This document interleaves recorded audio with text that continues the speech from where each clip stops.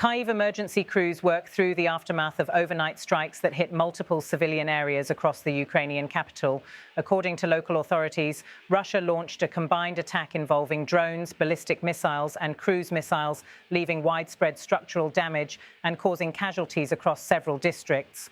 Emergency teams from the State Emergency Service of Ukraine continue clearing debris, inspecting damaged residential buildings and assisting residents in affected neighborhoods.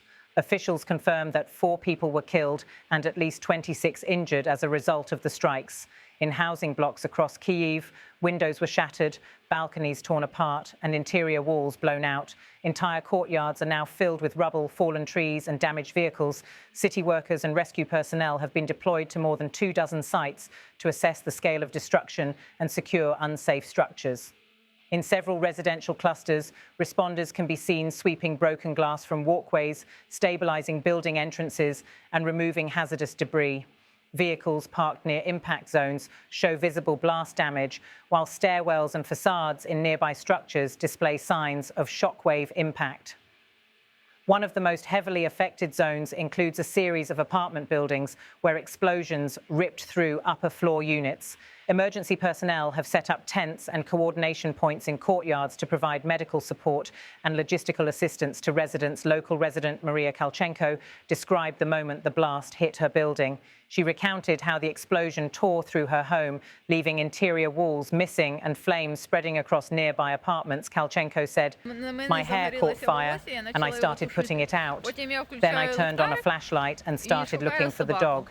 The dog jumped back a little in fright and then stayed over here. I pick up the dog, then I turn back and the wall is gone. The doors were blown out, flames everywhere, the fire spreading, neighbors are screaming." Throughout the city, emergency teams remain in place, using heavy equipment and manual tools to cut through debris, remove fallen branches and search damaged areas. Police officers and medical responders continue to staff temporary stations positioned near the most severely hit buildings. The State Emergency Service reports extensive damage concentrated in residential areas and civilian infrastructure. Responders say the attack targeted no military facilities within these zones, leading to significant structural destruction across ordinary housing blocks. According to Pavlo Petrov, spokesperson for the State Emergency Service in Kyiv, rescue teams were deployed citywide immediately after the strikes, Petrov stated.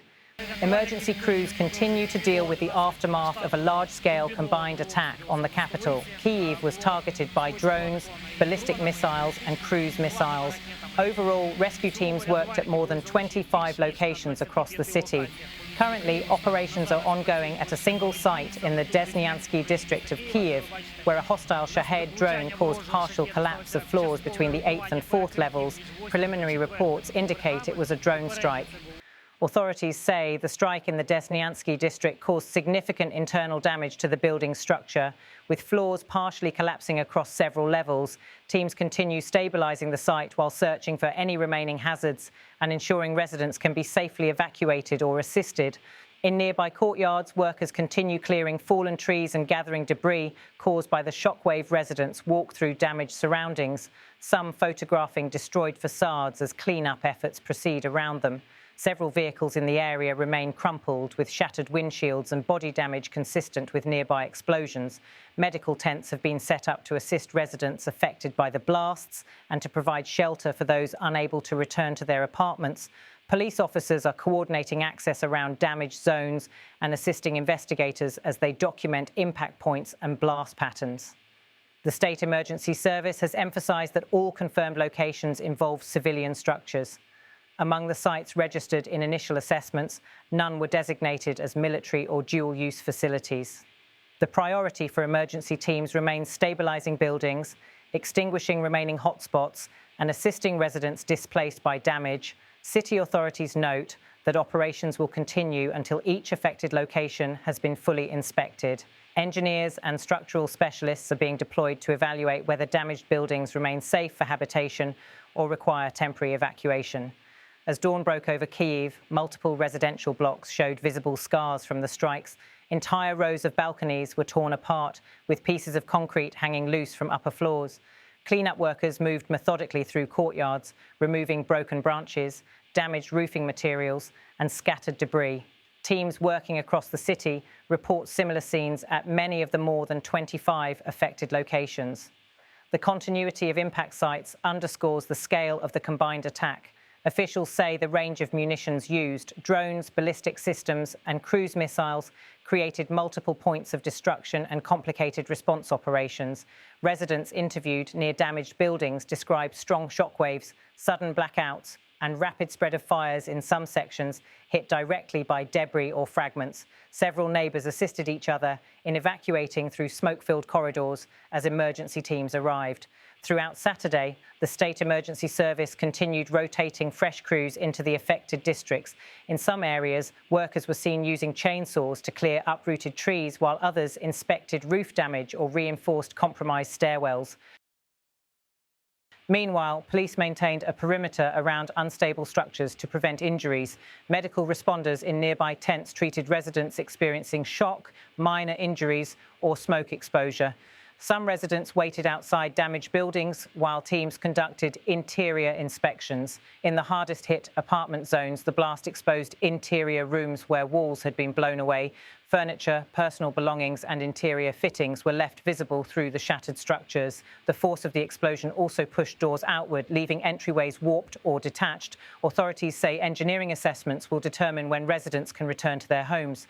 In buildings where structural integrity remains uncertain, temporary accommodations may be arranged. The strike in the Desnyansky district, identified as being caused by a Shahed-type attack drone, remains the sole site where emergency work continues intensively. The partial floor collapse from the 8th to the 4th levels presents ongoing challenges for safe entry and inspection.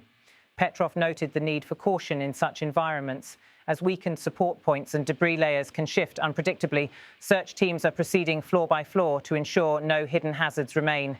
Throughout the day, additional support teams from municipal services joined clean-up operations, clearing large debris collections and assisting with restoring basic access in courtyards and footpaths. In all impacted areas, local authorities remind residents to follow safety guidance, keep distance from unstable structures, and report any hazardous conditions observed near damaged buildings. As Kyiv continues its recovery operations, the State Emergency Service reiterates that the response will remain active until all affected locations are secured and residents have been provided with necessary assistance. With emergency and city crews still working across the capital, Kyiv faces ongoing cleanup and structural assessments following a combined strike that targeted civilian sites and caused casualties across multiple districts.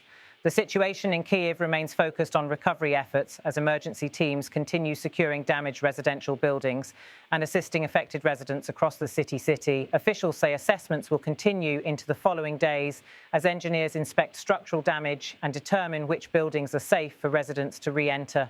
Temporary shelters and assistance points remain active in affected districts, ensuring displaced families receive medical attention, documentation support, and basic supplies while cleanup operations progress.